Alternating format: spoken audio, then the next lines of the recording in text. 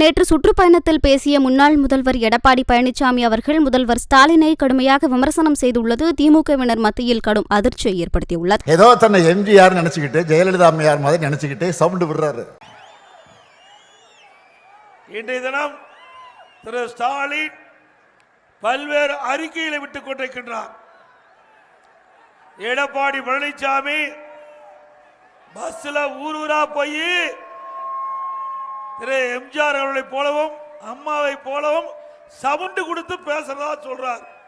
நான் சவுண்டாவே பேசுறேன், கரெக்டு தானே பேசுறேன்? மைக்கில் பேசுறதால உங்களுக்கு காது கேட்கும்.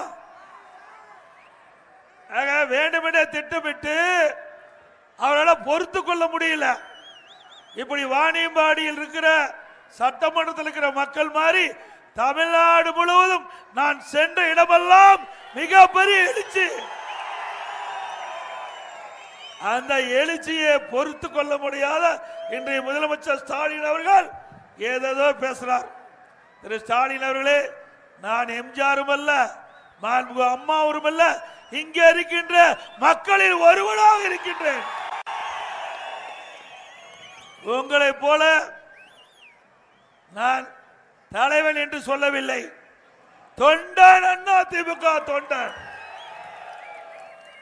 திரு ஸ்டாலின் அவர்களே, நான் தொண்டனாக இருந்து கிளை செயலாளராக இருந்து படிப்படியா உயர்ந்து எனக்கு எங்களுடைய கட்சி நிர்வாகிகள் மூலமாக பொதுச் செயலாளர் அடையாளத்தை கொடுத்திருக்கிறார்கள். அதே போல மாண்பு அம்மா இருக்கின்ற பொழுது எம்எல்ஏ, எம்பி, மந்திரி, அம்மா மறைவுக்கு பிறகு நாட்டு மக்களுடைய பேர் ஆதரவோடு கழக சட்டமன்ற உறுப்பினருடைய ஆதரவோடு தமிழகத்துடைய முதலமைச்சராக தேர்ந்தெடுக்கப்பட்டேன். ஸ்டாலின் அப்படியே வந்தாரு. எப்பொழுது பார்த்தாலும் பேசுவார்.